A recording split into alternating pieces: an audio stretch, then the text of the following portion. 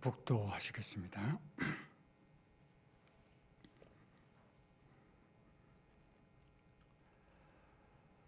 항상 우리와 함께 계시고 우리를 주 안에 거하게 하시는 성령 하나님께 감사와 찬송을 돌립니다. 이 시간 저희들이 함께 모여서 주님을 예배하며 말씀을 들을 때에 언제나처럼 성령 하나님께서 온전히 주장하여 주시옵소서. 저희들의 마음 가운데 역사하셔서 저희들을 진리의 세계로 인도해 주시옵소서. 예수님 이름으로 기도합니다. 아멘.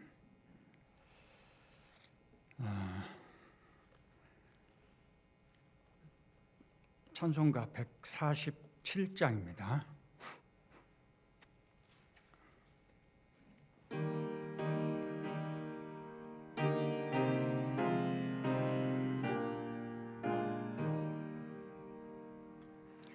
거기 너 있었는가 그때에 주님 그 십자가에 달릴 때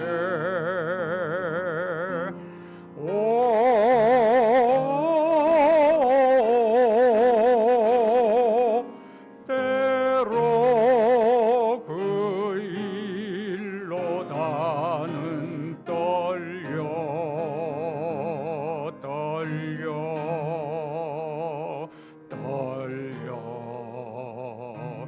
거기 너 있었는가 그때에 거기 너 있었는가 그때에 주님 그 나무 위에 달릴 때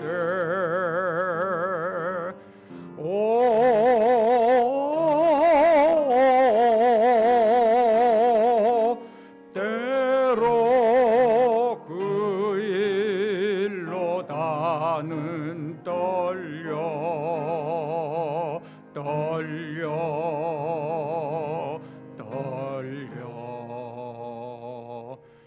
거기 너 있었는가 그때에 거기 너 있었는가 그때에 해가 그 밝은 빛을 잃을 때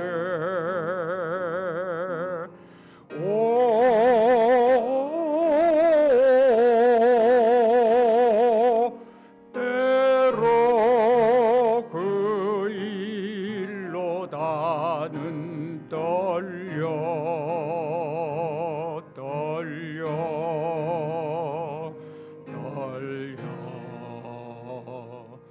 거기 너 있었는가 그때에 거기 너 있었는가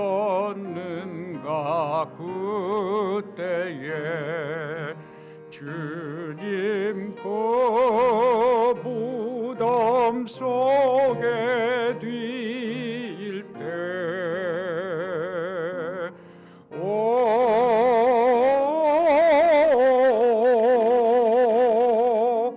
때로 그 일로 나는 떨려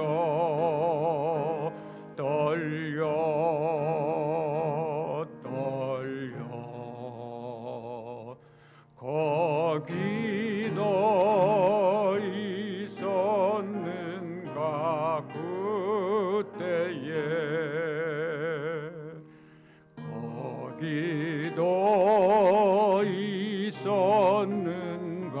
그때에 주님 그 무덤에서 나올 때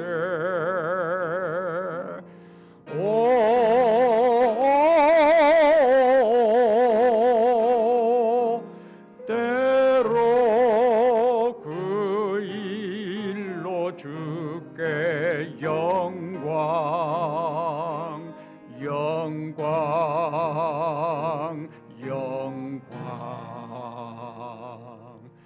거기 너 있었는가 그때에. 우리 가끔씩은 우리 주님을 묵상하면서 주님이 당하신 고난과 또 그 죽으심과 그리고 부활을 이렇게 묵상하는 것, 우리 믿음의 주여 온전케 하시는 이 주님을 바라보자 그랬죠. 이렇게 주님을 우리의 생활 속에서 가끔씩 종종 바라보고 묵상하고 생각하는 것, 이것이 우리에게 주는 큰 위로와 격려가 있다, 저는 그렇게 생각을 합니다. 지난 고난주간과 부활주일 우리 은혜 가운데서 지냈죠. 1절과 5절만 한 번 더 부르죠.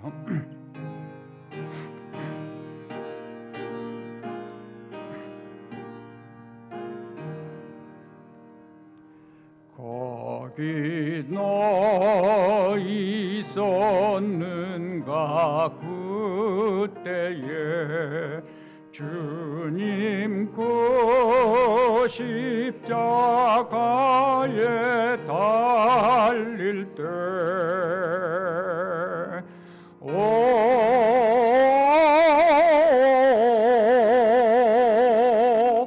때로 그 일로 나는 떨려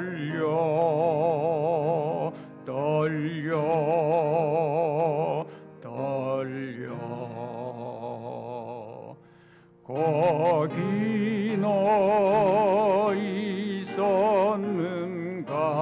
그때에 거기 너 있었는가 그때에 주님 그 무덤에서 나올 때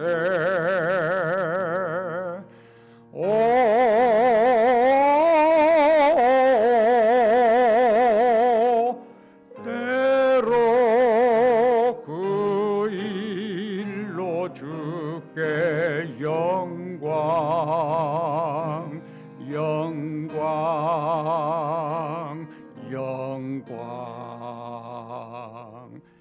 거기 너 있었는가 그때에. 우리 합심해서 기도하시겠습니다. 먼저 우리를 위해서 고난 받으시고 또 죽으시고 무엇보다도 부활이 우리를 위한 거예요. 부활 안 하셨어도 예수님은 하나님이시거든요. 그러나 부활하심으로 우리에게 우리의 믿음을 강하게 하시고 격려하시고 확실하게 하시고 소망을 갖게 하셨거든요. 우리를 위해서 부활하신 그 주님을 다시 한번 묵상하면서 주님 감사합니다. 주님이 계셨기 때문에 오늘 우리가 여기 있을 수 있습니다. 감사하는 기도하고요. 질병과 전쟁, 예수님 말씀하신 것처럼 세상은 정말 소란과 소란, 혼란과 혼란이 끊이지 않습니다. 물론 우리는 하나님 나라를 바라보고 그것을 향해서 달려갑니다. 그러나 우리가 살고 있는 이 세상이 정말 어려움 속에 있는 걸 보면서 우리도 그들 우리 가족일 수도 있고 친구일 수도 있고 그렇거든요.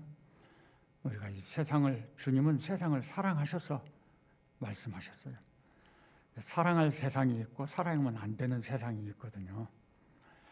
이 세상을 긍휼히 여기는 마음을 가지고 하나님 전쟁을 종식시켜 주시고 또 질병을 종식시켜 주시고 아니면 주님 이것들을 이길 수 있는 믿음을 더 강하게 해주시라고 그렇게 기도하죠. 세 번째로 오늘 이 시대에 교회와 성도들이 감당할 사명 깨닫고 감당해서 주님을 영화롭게 할 수 있게 하십시오. 같이 이렇게 합심해서 기도하겠습니다. 감사합니다. 오늘도 주께서 저희들을 인도하셔서 주의 전에 함께 예배합니다. 우리를 위해서 세상에 오시고 고난받고 죽으시고 부활하신 주님을 생각합니다. 주님의 은혜가 얼마나 놀랍고 크고 정말 풍성한지 주님이 있어서 오늘 여기에 우리가 있고 이 삶이 있고 감사가 있다는 것 고백합니다. 주님께 감사와 영광을 돌립니다. 우리에게 주신 이 세상이 악으로 물들어지고 악에 빠지고 전쟁과 질병이 끊이지 않고 많은 사람들이 그 속에서 아파하고 허덕이고 있습니다. 주님이 세상을 사랑하시고 긍휼히 여기셔 독생자를 보내셨습니다. 오늘 우리가 살고 있는 이 세상이 지금보다 더 좋은 여건 속에서 사람들이 정말 하나님을 만나고 은혜를 알고 믿음을 가지고 하나님이 주시는 사랑과 은총 가운데 거하기를 기도합니다.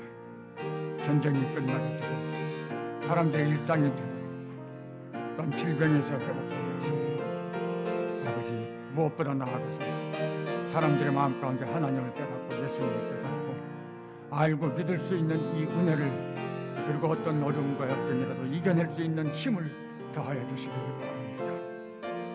오늘 이 마지막 때 우리 교회와 성도들에게 주신 사명을 기억합니다. 하나님 우리가 세상의 소금과 빛으로서 이 사명을 잘 감당하여 우리 하나님 앞에 충성되다고 칭찬받고 주님의 뜻을 이루어드리는 교회 되고 성도들 되는 은혜를 주시옵소서. 우리가 그렇게 살게 하여 주시옵소서.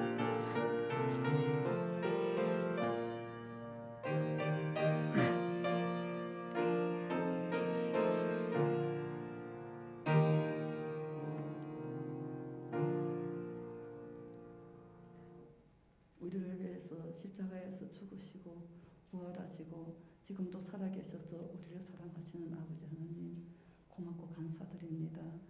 아버지 하나님 우리에게 또한 하나님의 변함없는 사랑으로 봄이라는 계절을 주셔서 만물의 세송함을 볼 때 하나님이 살아계심을 한 번 더 생각하면서 하나님을 찬송할 수 있는 우리들 되게 해주시옵소서.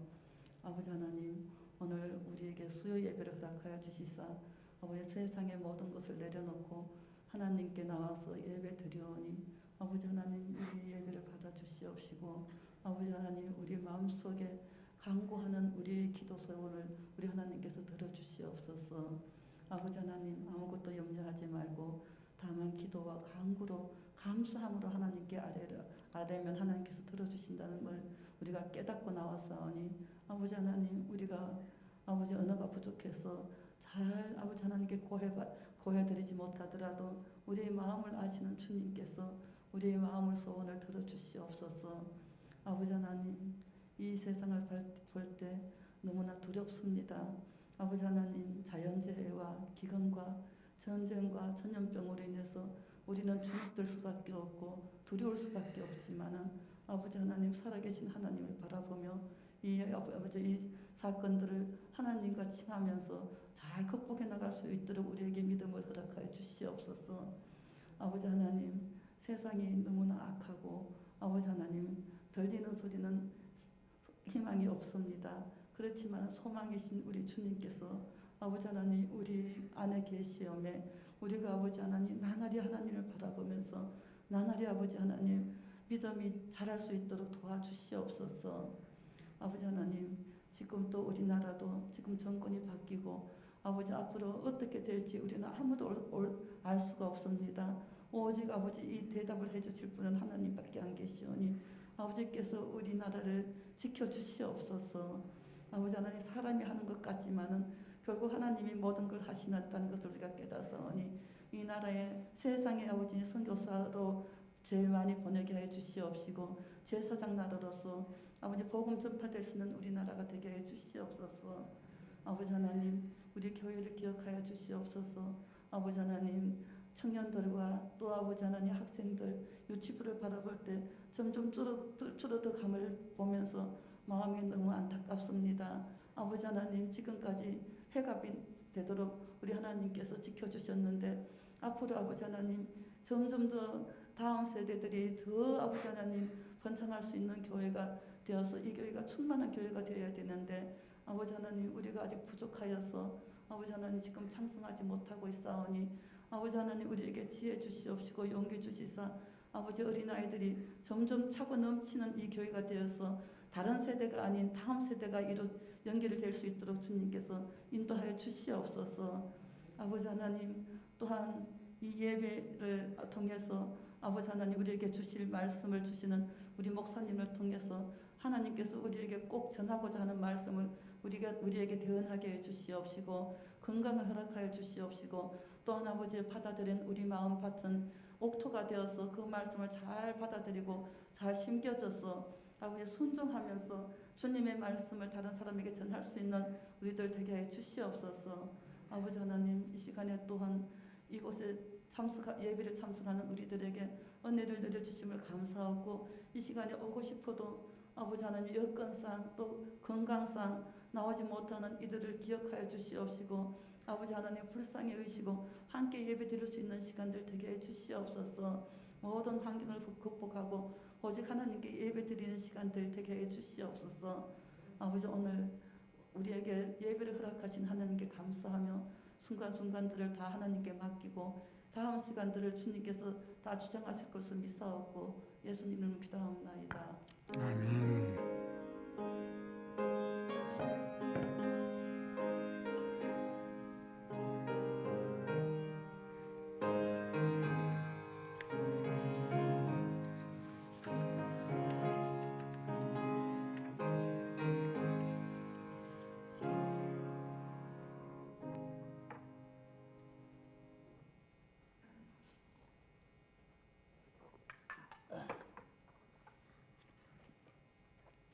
하나님 말씀은 계시록 5장입니다.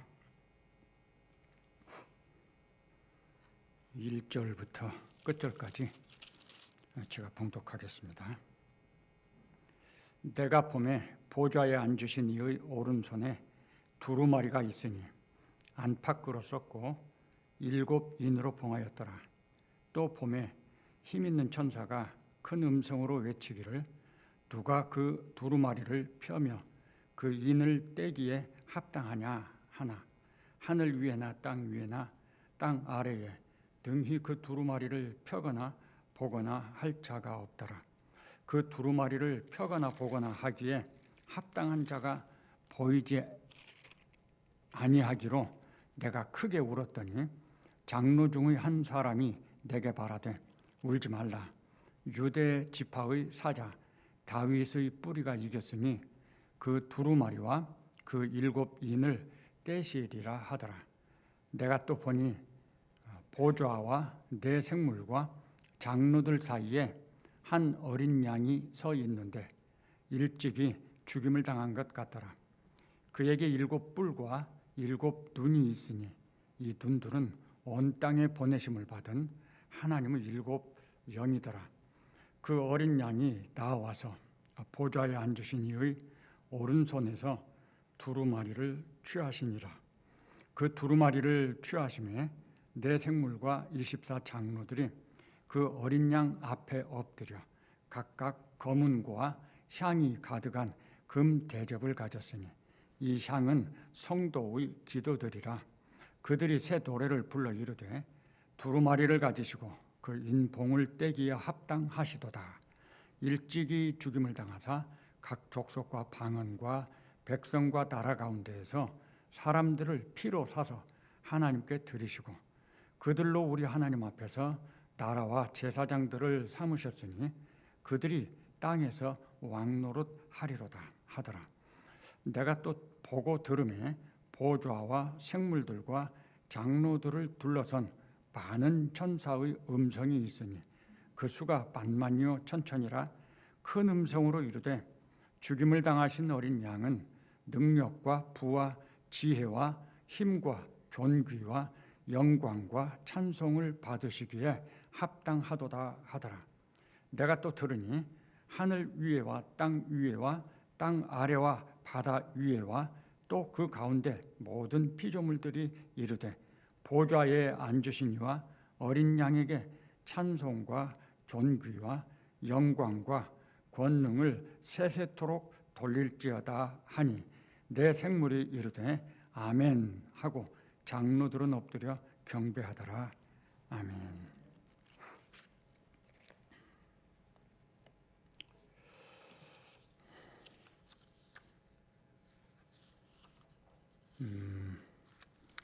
오장을 좀 여러 번 읽어보셨는지 궁금합니다.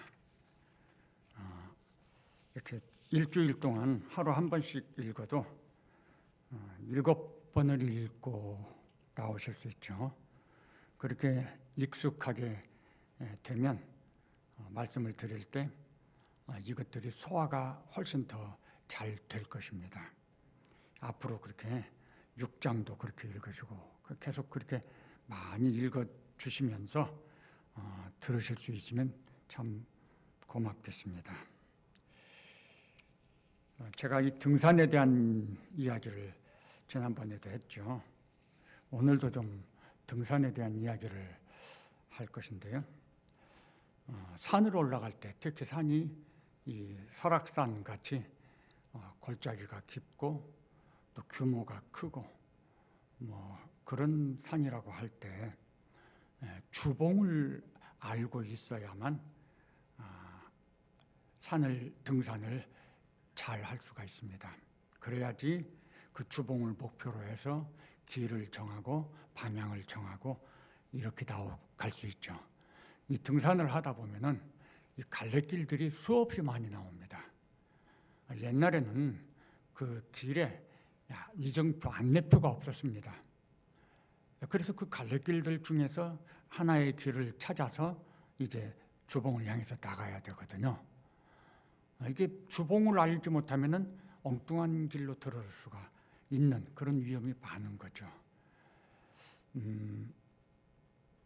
혹시 내가 잘 모른다고 하면 그러면 누군가 잘 알고 있는 안내자가 있다면 또 무사하게 올라갈 수가 있겠죠. 요즘엔 정밀한 지도가 있어가지고 그 산 전체를 그림을 그려서 보여주지 않아요? 그래서 그 산 전체를 보면서 우리가 어디에 있구나, 지금 어디쯤 가고 있구나 이런 걸 알 수가 있어요. 그래서 지도라는 걸 보면 전부를 볼 수 있어서 또 좋습니다. 어떻게 보면 이 성경이 그런 하나님의 나라를 향해서 가는 주봉을 향해서 가는 전체 지도라고도 할 수 있어요. 이 봉우리들이 66개나 되지 않아요. 그래서 우리가 주봉을 제대로 알아야지 이 성경을 이해하는데 방향과 길이 어긋나지 않을 수가 있다라고 하는 것이죠. 혹시 이 성경을 잘 모르면 성경을 잘 알고 있는 정통한 안내자가, 지도자가 있으면 도움이 되겠죠. 자, 이 성경에서 말하는 주봉이 그럼 무엇이야? 누구라고 그랬죠? 하나님이 주봉이죠. 4장에서는 주봉이신 하나님을 우리한테 보여줬습니다. 5장에서는 누구를 보여주느냐? 주봉이신 예수님을 보여주십니다. 우리가 이제 이 4장과 5장을 읽어보면 좀 심심해요. 계시록은 전체적으로 굉장히 그 자극적인 내용들이 많거든요. 그리고 두렵기도 한 내용들이 많고, 그런데 4장과 5장은 그런 게 없어요. 그저 잔잔한 물 같아요. 그래서 이 소금이 간이 조금 약하게 된 것처럼 밋밋한 맛이란 말이죠. 그래서 우리가 자칫 잘못하면 이 4장과 5장은 별로 중요한 게 없다, 이렇게 생각할 수가 있어요. 그런데 사실 그게 아니에요. 성경의 흐름 속에 이 4장과 5장이라는 봉우리들이 있는 거, 여기에 이 위치에 이게 있는 거, 그것은 굉장히 중요한 과정인 겁니다. 이거 없으면 다음으로 넘어가는 게 상당히 문제가 된다는 거거든요. 자, 예를 들어서 이게 이 5장 이후에는 인과 나팔과 대접, 그러니까 세상에서 벌어지는 수없이 많은 정말 두려운 상황들, 그리고 세상에 쏟아지는 하나님의 그 심판의 상황들의 이야기들이 나오거든요. 그냥 그것만 보고 있으면 굉장히 두려운 마음이 생겨질 수가 있습니다. 그런데 하나님과 예수님이 주봉임을 알고 믿고 그 이야기들을 보고 듣는 것과 하나님과 예수님이 주봉인 것을 모르고 믿지 않고 그 이야기들을 듣는 것은 전혀 우리의 마음의 느낌이 다릅니다. 하나님과 예수님이 주권자다, 통치자다, 모든 것이 하나님과 예수님에 의해서 주장되고 있다는 걸 알고 그걸 보면은 두려움이 없지만, 왜냐하면 우리 아버지 손에 있는 거니까. 그런데 그것이 없어요. 몰라요. 그리고 상황만 보면 너무 두렵죠. 나는 그런 상황들에서 이길 자신이 없고 어떻게 할지도 모르겠는데 염려와 두려움이 생기겠죠. 이게 4장과 5장이 인과 나팔과 대접이 그 설명이 있기 전에 여기 있어야 되는 이유예요. 이걸 우리한테 가르쳐 주시므로 우리들이 좀 더 믿음의 안목을 가지고 세상을 보게 한다는 거죠. 믿음으로 이겨나갈 수가 있는 거예요. 근데 우리가 이런 내용 모르고 하나님이 주인이고 예수님이 주장하신다는 거 모르고 누군가가 막 계시록을 설명하는데 나팔은 이렇고 대접은 이렇고 뭐 엄청난 사건들을 가지고 이야기를 해요. 그러면 우리 마음에 저절로 두려움이 생기게 돼 있어요. 야, 큰일 났네. 이거 어떻게 하지? 우리는 예상하지 못했던 이 코로나라는 것에 부딪혀서도 두려움이 생기죠. 염려가 생기고. 그래서 우리가 그냥 옴짝달싹 못해요. 제가 아는 어떤 사람은, 제가 편의점에서 근무를 하는데요, 일을 하는데 저 말고 또 다른 알바가 있어요. 근데 그 사람은 편의점 바로 옆에 아파트에 자기 집이에요. 근데 하는 말이 뭐냐면 자기는 밖에도 안 나가고 편의점과 집만 왔다 갔다 하는데 확진자가 됐다는 거죠. 그러면서 막 불평을 하고 투덜거리더라고요. 그럴 수 있죠. 집과 편의점만 왔다 갔다 하니까 코로나에 안 걸린다는 보장을 누가 하는 겁니까? 그러니까 우리는 그런 상황 앞에서 두렵고 염려되고 위축받고 해야 될 일을 못하고 그러지 않아요. 근데 하나님과 예수님이 주권자다. 모든 게 하나님의 손, 예수님의 손 안에 있다는 거예요. 우리 아버지예요. 그럼 뭐 두려워할 게 뭐 있습니까? 걸릴 수도 있고 안 걸릴 수도 있어요. 하나님이 허락지 않으면 안 걸리는 거예요.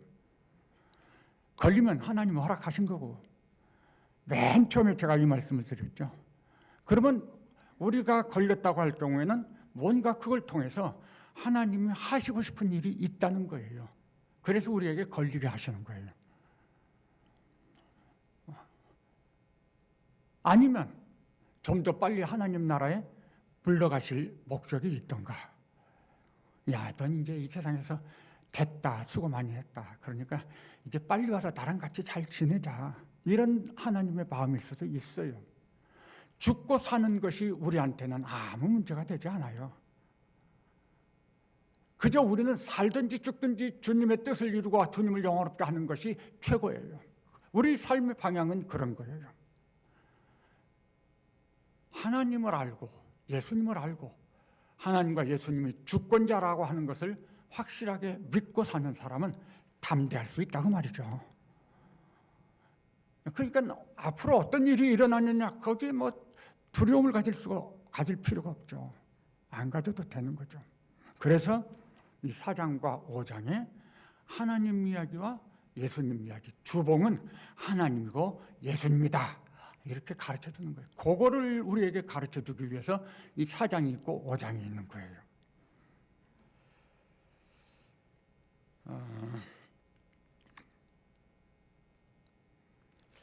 계시록을 읽다 보면요, 하늘에 이런 표현이 반복해서 많이 나옵니다.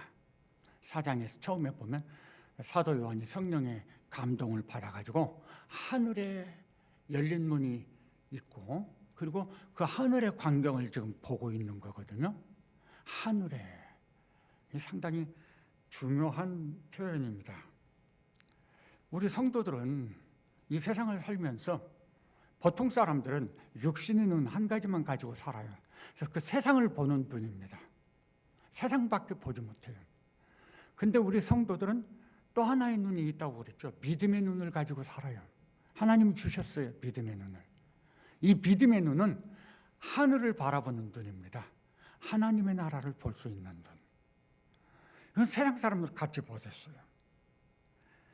우리가 계시록 전체로 보면 하늘에 이런 표현들이 반복되는데 계속해서 하늘의 일들을 보여주는 거예요.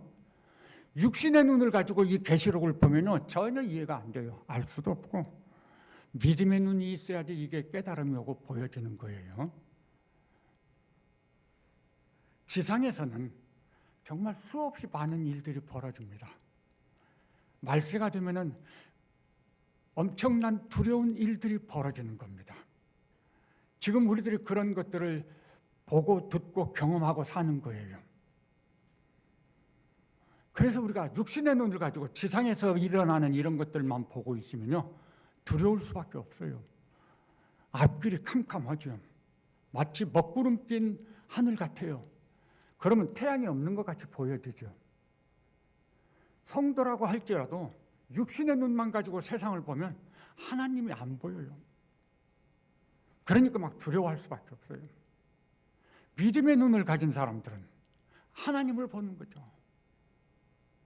하늘에를 보는 거예요. 하나님이 통치하시는 거잖아요. 그러니까 이 세상에서 어떤 일이 벌어지느냐에 영향을 적게 받아요. 두려워하지 않을 수 있어요. 주님 말씀대로 하면 난리와 난리가, 지금 저 우크라이나 그 소식 들어서 아시죠? 그건 정말 말할 수 없는 난리예요. 무슨 사람이 악해도 어떻게 그렇게 악할 수가 있습니까? 무슨 목적으로 그 사람들을 다 죽일 수 있냐, 그 말이죠. 무슨 권리가 있어요? 그런데 그런 일이 현실에서 벌어지고 있는 거예요. 엄청난 일이죠. 그런 것만 보면 눈은 눈으로 우리의 마음에서 막 악심이 생길 수도 있어요. 야, 저거 가만히 있으면 안 되니까 우리 가서 막 눈은 눈으로 하자 할 수도 있는 거예요. 그러면 이제 큰 세계적인 전쟁이 발발하겠죠. 그런데 믿음의 눈을 가지고 살면 그런 모든 것들이 하나님의 통치 가운데서 보여지기 시작해요. 하나님께서 왜 이런 상황들을 허락하셨을까를 생각해 보는 거죠. 그래서 우리의 삶의 길과 방향을 잃지 않을 수가 있다는 거죠. 그래서 우리는 항상 이 세상을 살면서 육신의 눈을 가지고 세상을 보지만 동시에 믿음의 눈을 가지고 하늘을 볼 수 있어야 돼요. 위의 것을 보자. 어떻게 우리가 하늘을 보죠? 성경을 보는 게, 또 성경 말씀을 듣는 게 하늘을 보는 것입니다. 제일 안전하고 확실한 거예요. 그런데 계시록 4장과 5장은 4장은 하나님을 주봉으로 설명하는데 5장은 예수님이 주봉이라고 설명을 하거든요. 그래서 그림에 약간 차이가 있어요. 계시록 4장에서는 설명드린 것처럼 하늘의 보좌를 베풀다고 그랬죠. 그리고 그 하나님 보좌에 앉으신 이가 있고 그 앞에 유리바다가 있고 내 생물들이 옹이하고 있고 그리고 24 장로들이 또 보좌에 앉아 있죠. 그러면서 찬양을 하죠. 그런데 5장에 보니까 어떤 그림이 있냐면 그 하나님의 보좌 앞에 어린 양이 하나 서 있다 그랬어요. 그리고 보좌에 앉으신 하나님의 오른손에 두루마리가 하나 들려 있다. 요한이 이걸 지금 이 두 가지 그림을 더 봤어요. 5장에서. 이 두 가지 그림이 무엇이냐, 어떤 걸 의미하느냐 하는 거죠. 우선 5장에 보면은 질문이 있죠. 지금 하나님께서 5장에서 오른손에 그 두루마리를 하나, 인봉한 두루마리를 가지고 있다고 하는 것은, 근데 그걸 손에 들고 있거든요. 얼핏 봐도 지금 뭔가 하나님이 하시려고 하는 일이 있다는 사인이에요. 그러자 때 맞춰서 음성이 들리죠. 누가 이 두루마리에 봉한 인을 뗄 것이냐? 사도 요한에게 질문을 합니다. 그러니까 요한이 찾아봐요. 생각해봐요. 그리고 얻은 결론이 뭐죠? 사람 중에서는 없다. 이렇게 말했습니다. 사람 중에서는 없습니다. 이 말이 무슨 말일까요? 이 말이 이 세상에서 내가 이 인을 떼고 내가 이 최종적인 권위를 가졌다고 주장하는 어떤 사람든 다 가짜라는 말이에요. 왜냐하면 사람 중에는 없다고 그랬거든요. 다 가짜인 거예요. 그런 사람들은 무슨 말을 하든지 무슨 막 기적을 행하든지 가짜인 거예요. 그런 사람들이 행하는 기적은요 가짜인 거예요. 다 틀렸어요. 유혹이에요. 그런 거에 넘어가지 마세요. 사람에는 없다. 지금 하늘에라는 이 말씀의 의미가 하나 있는데 그것은 뭐냐면요, 최종 결론이라는 거예요. 하늘의 상황은 최종 결론이에요. 이 지상에서의 상황은 아직 결론이 안 났습니다. 우리에게는 아직도 시간이 있고 미래가 있고 내일 일이 있잖아요. 그런데 하늘에서의 상황은 최종 결론이에요. 하나님이 최종 결론으로 보좌에 앉으셨어요. 예수님이 어린 양으로 두루마리를 인을 떼시는 분이에요. 이게 최종 결론 상황이에요. 다른 누가 그걸 대신하는 게 아니에요. 그리고 이 뒤에 보면 또 하늘에 하면서 하늘의 상황들이 설명이 나와요. 계시록에는. 그게 최종 결론이에요. 예를 들면 하늘에 있는 성도들의 모습을 설명을 한 구절이 있거든요. 우리가 앞으로 보겠습니다만, 하늘에 있는 성도들은요 이러한 사람들이다 라고 설명이 나와 있어요. 그러면 그게 뭘 의미하는 겁니까? 최종 결론이에요. 하나님 나라에 들어갈 자가 누군가 하는 것에 대한. 내가 믿습니다, 주여 주여를 많이 부르면 하나님 나라에 합당하냐? 아니면 그 하나님 나라에 들어가 있는 성도들의 모습이 진짜 하나님 나라에 합당한 모습이냐? 그것인 거예요. 우리가 이 지상에서 믿음이 있고 없고 말할 필요가 없어요. 하나님 나라에 있는 성도들을 보고 그대로 하면 우리가 진짜 믿음을 가진 거예요. 그게 진짜 믿음 가진 사람들의 모습인 거예요. 그래서 이 하나님 나라에서 보는 것은요 최종 결론이에요.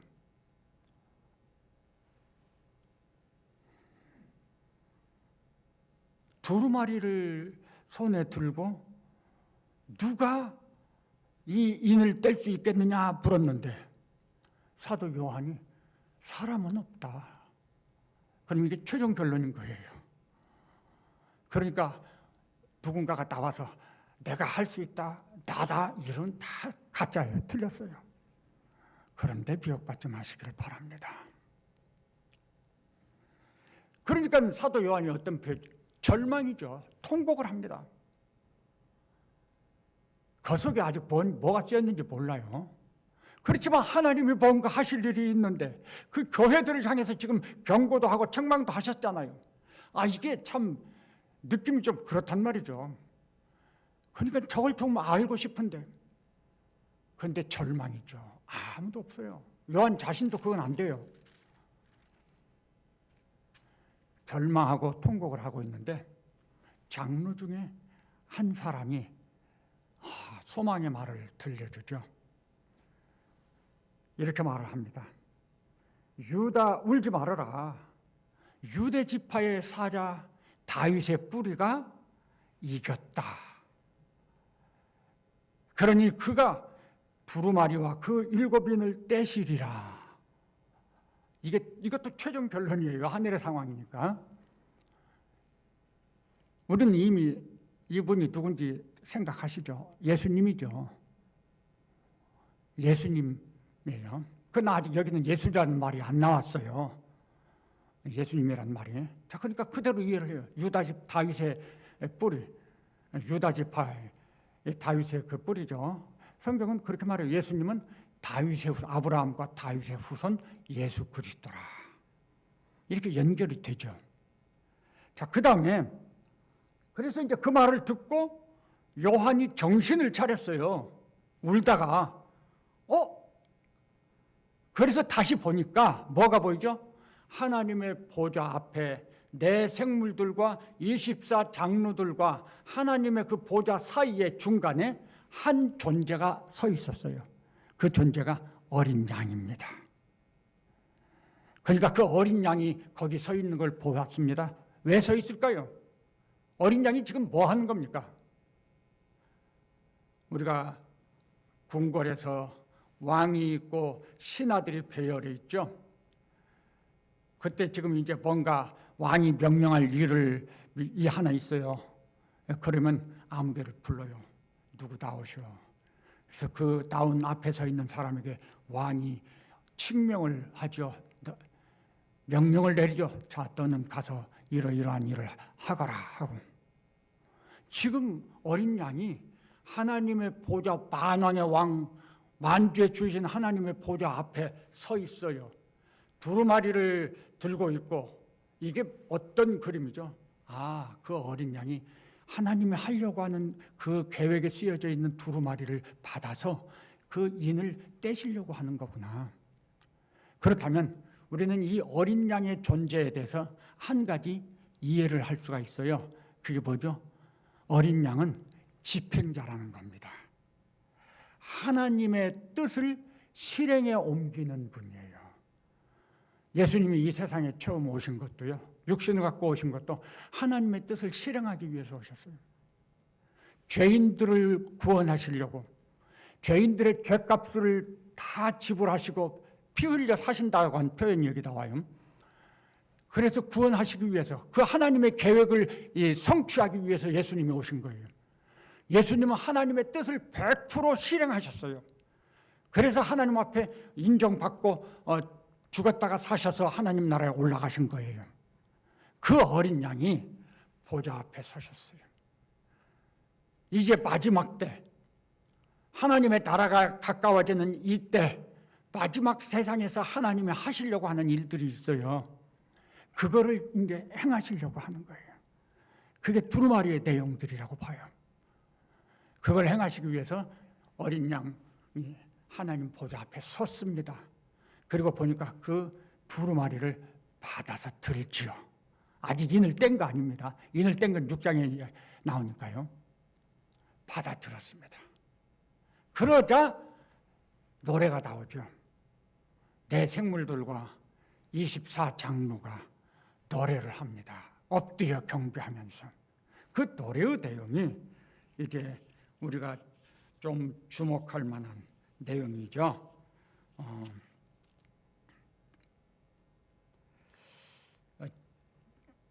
6절에 보면요, 이런 말씀이 있어요.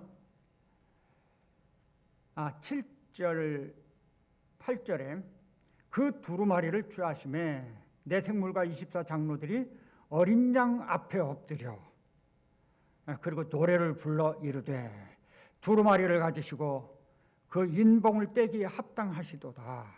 일찍이 죽임을 당하사 각 족속과 방언과 백성과 나라 가운데에서 사람들을 피로 사서 하나님께 드리시고. 여기 이 말씀은요, 그 어린 양이 두루마리를 가지시고 봉한 인을 떼기에 합당한 이유를 지금 말한 거예요. 합당하다 전제했습니다. 선언했습니다. 그리고 그 근거를 말하기를 일찍이 죽임을 당하사 세상에 오셔서 죄인들의 죄를 다 담당하시고 본인은 죄 없는데 억울하게 십자가에 달려서 강도의 죽음을 죽으신, 피 흘려 죽으신 예수님, 일찍이 죽임을 당하사, 이게 그 말인 거예요. 각 족속과 방언과 백성과 나라 가운데서 사람들을 피로 사서, 하나님의 이른 양들을 자기의 십자가에서 흘린 피로 사서 우리의 죄값을 자기의 피로 다 지불하신 거예요. 죄값은 죽음이라고 했으니까 피로 사서, 그래서 우리를 하나님의 자녀 되게 했어요. 하나님의 것 만들었어요. 사탄에게 종노릇하던 우리, 사탄의 것이었던 우리를 하나님의 것으로 사셨어요. 그래서 지금은 우리가 하나님의 것이 된 거예요.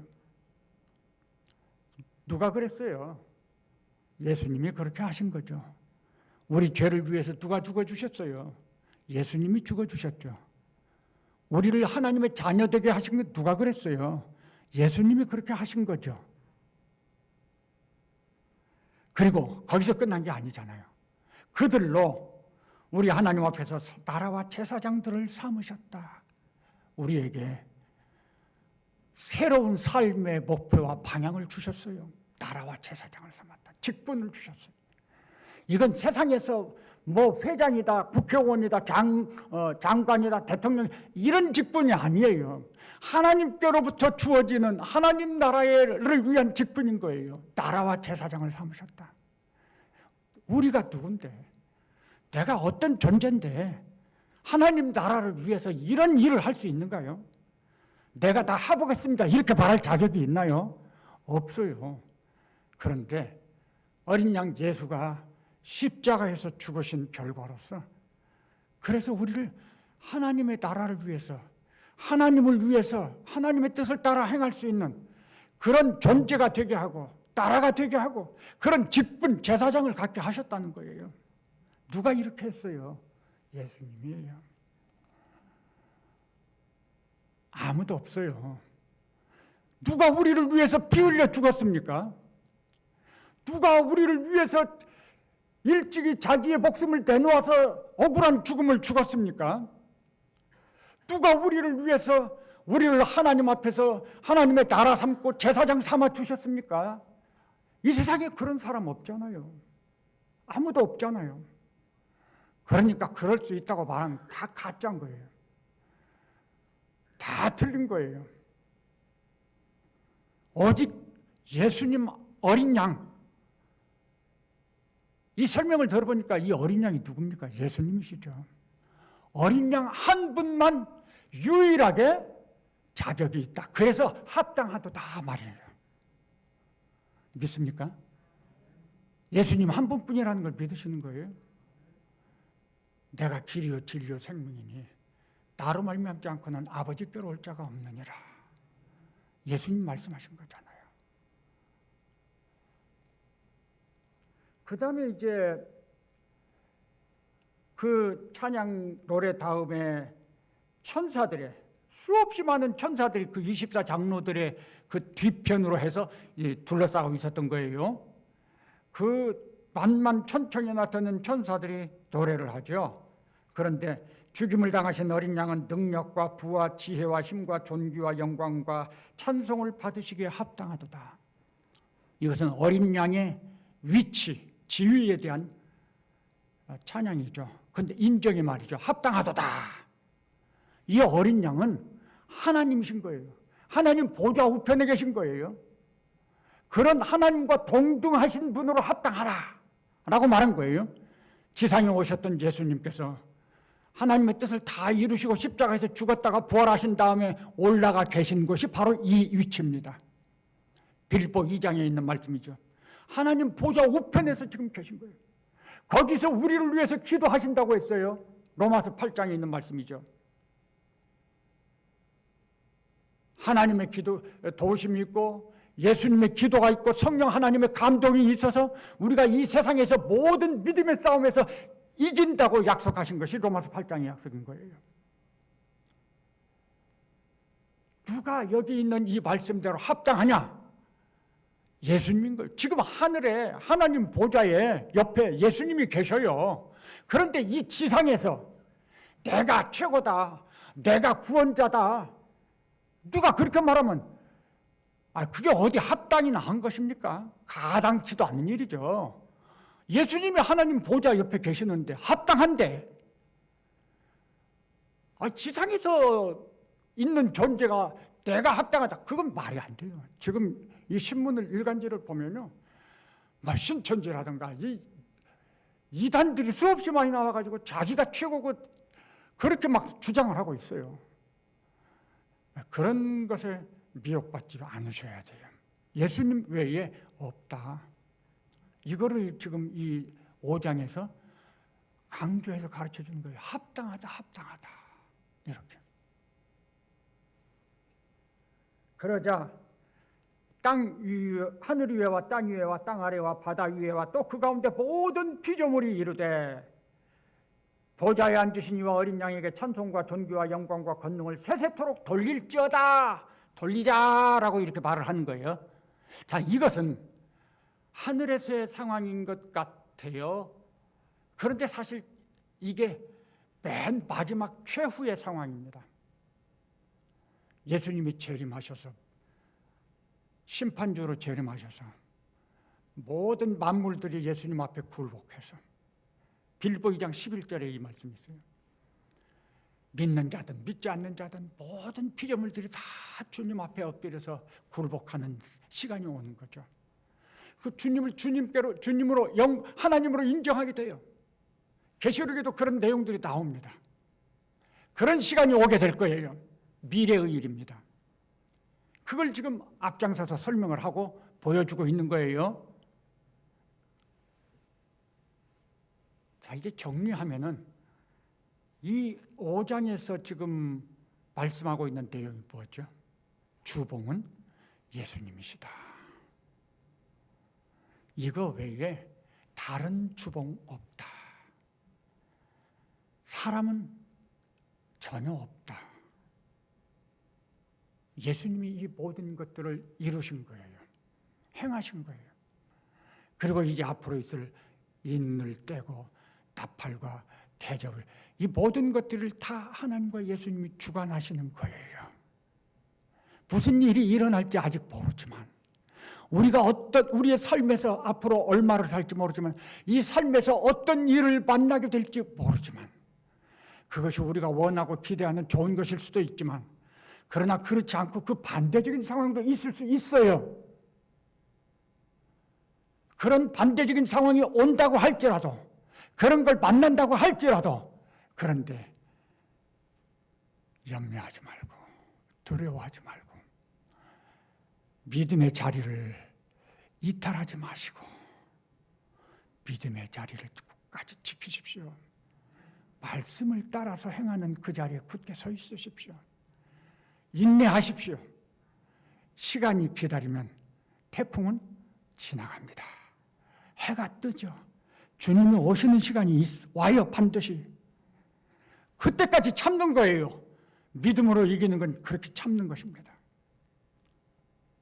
그걸 우리가 잘 참을 수 있도록 도와주기 위해서 하나님이, 예수님이 이렇다라고 지금 보여주시고 있는 거예요. 우리의 마음속에서 만왕의 왕 만주,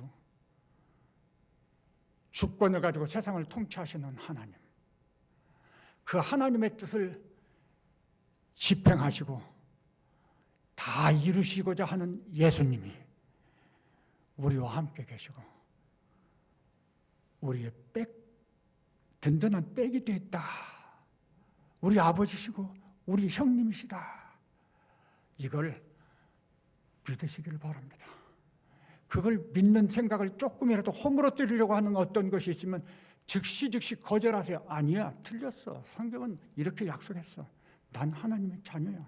하나님 내 아버지시야. 이 믿음의 싸움에서 그렇게 단호한 태도를 보십시오.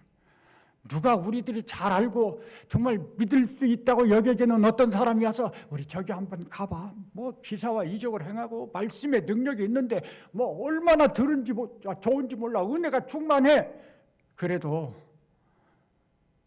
자기가 최고라고 하는 사람 그런 데 가면 안 돼요. 절대 그런 말 필요 없고 친구라고 해도 단절하세요. 그런 경우에는 머리를 잘못된 길로 끌고 가는 거잖아요. 등산 높은 주봉을 향해서 가야 되는데 곁길로 가자고 하는 거잖아요. 그러면 단호해야 돼요.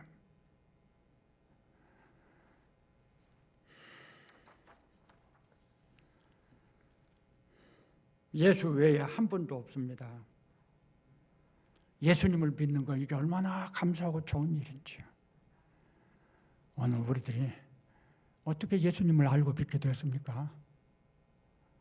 우리가 예수님을 알고 믿기 위해서 노력을 했습니까? 우리가 예수님 알고 믿은 거 정말 감사한 주님의 은혜예요.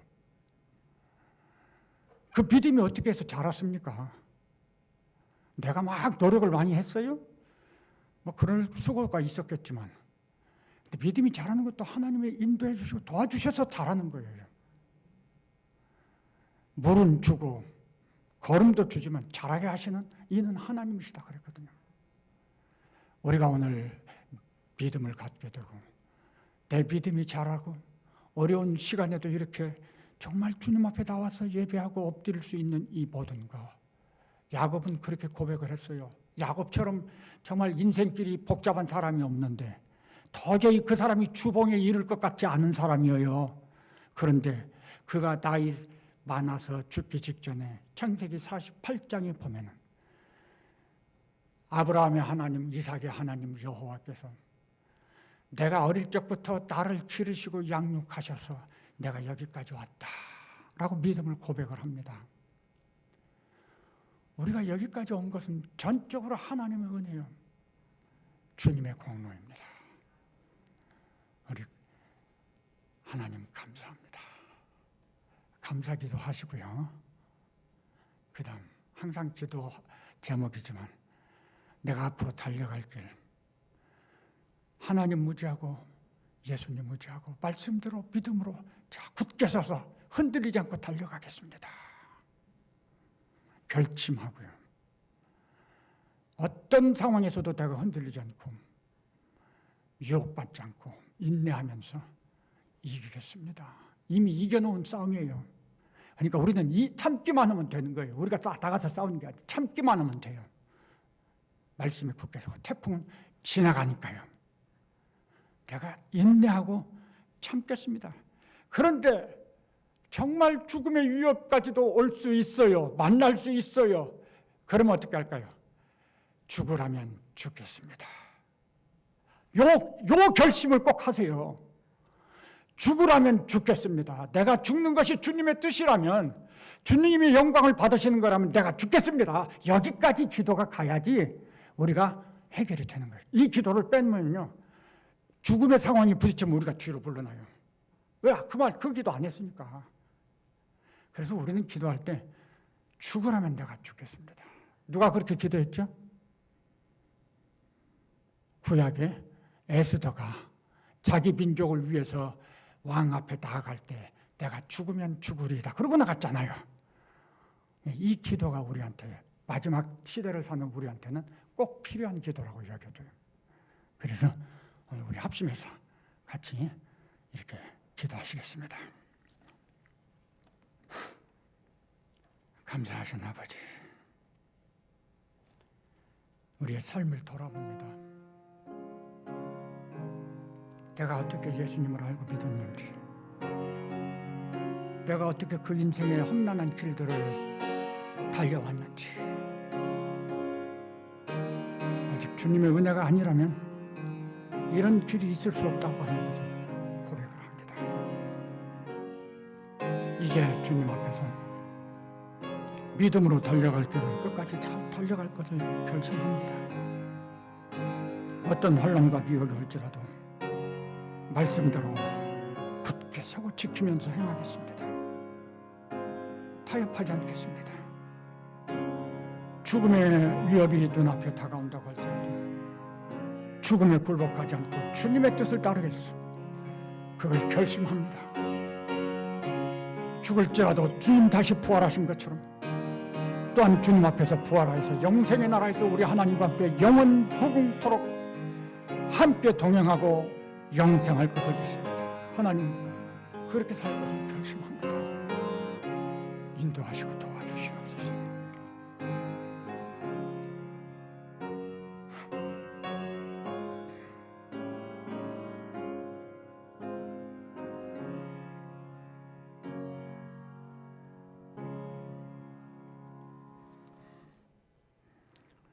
산 위에 올라가서 보면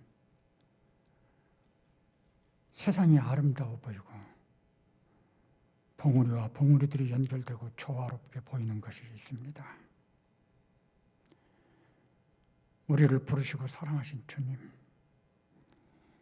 우리가 이 땅에서 세상만 바라보지 아니하고 믿음의 눈을 가지고 하늘의 영광을 바라보면서 주님을 바라보면서 주님의 눈으로 우리의 삶을 돌아보는 은혜를 주시옵소서. 우리의 삶에 지나온 길들이 얼마나 아름답고 조화로운지 주님께서 그러한 순간순간 어떻게 우리를 붙드시고 인도하셨는지 깨닫고 감격하고 감사하는 저희들이 되게 하시옵소서. 우리가 달려갈 길이 아직도 많이 있습니다. 믿음으로 주님 안에 거하면서 성령 하나님의 인도를 따라서 잘 달려가기를 결심합니다.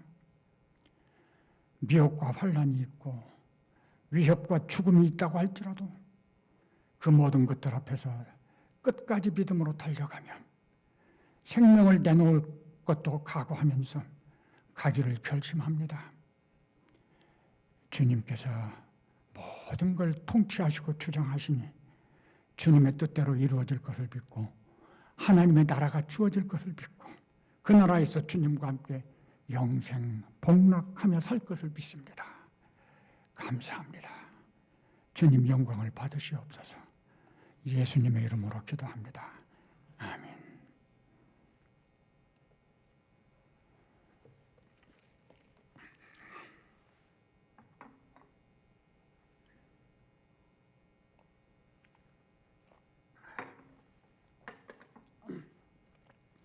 찬송가 171장입니다.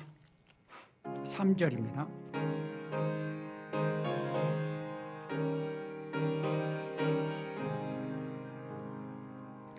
선한 싸움 다 마친 후에 우리 주님 뵈오리라. 사망 권세 다 물리치고 주님이 다스리니 영광 넘치네. 살아계신 주 나의 참된 소망 두려움이 사라지네. 사랑의 주 내 갈 길은 더하니 내 모든 삶의 기쁨 늘 충만하네. 주기도로 마치겠습니다. 하늘에 계신 우리 아버지여, 이름이 거룩히 여김을 받으시오며 나라의 임하옵시며 뜻이 하늘에서 이룬 것 같이 땅에서도 이루어지이다. 오늘날 우리에게 일용할 양식을 주옵시고 우리가 우리에게 죄 지은 자를 사하여 준 것 같이 우리 죄를 사하여 주옵시고 우리를 시험에 들게 하지 마옵시고 다만 악에서 구하옵소서. 대개 나라와 권세와 영광이 아버지께 영원히 있사옵나이다. 아멘.